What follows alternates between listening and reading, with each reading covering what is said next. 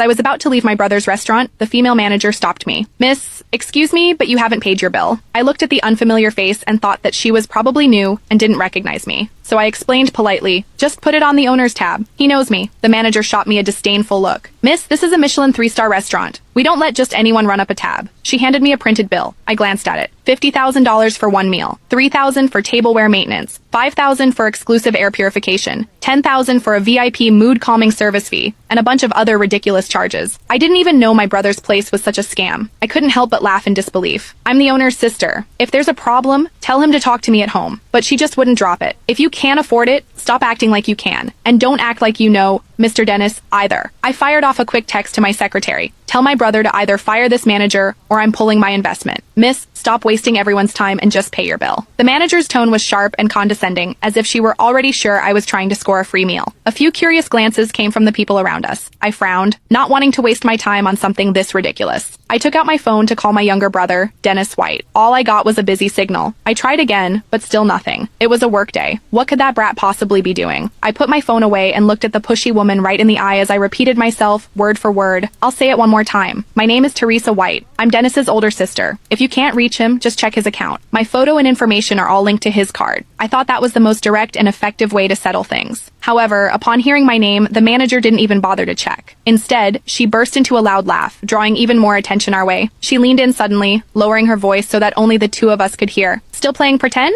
I've seen your face on my hubby, Dennis's social media. You're just a shameless witch sneaking around with my man. And now you have the nerve to show up here and try to put your meal on his tab? How thick-skinned are you?" For a moment, I was stunned. I glanced at her name tag, Jessica Thompson. I could only feel speechless at all of this. So this was Dennis's so-called secret girlfriend, the one he wouldn't even show me a photo of. How could Dennis have such terrible taste, I see? This outrageous $50,000 bill wasn't some kind of misunderstanding. It was a setup, planned all along just to humiliate me. Before I could say another word, she had lost her patience. "If this lady wants to dine and dash, we'll just have to detain her and wait for the police." She waved her hand, and two brawny security guards who had been waiting nearby immediately stepped forward. One clamped a hand tightly over my mouth, while the other twisted my arms behind my back like I was a criminal. I struggled, but it was hopeless due to the difference in strength. Ignoring my furious glare and the shocked looks from the other guests, they dragged me roughly toward the kitchen. They then dumped me into a storage room that reeked of disinfectants and leftover food. The door slammed shut, cutting me off from all light and sound outside. In the darkness, the manager, Jessica, didn't say a word. She simply lifted her foot that was clad in a high heel and kicked me hard in the stomach.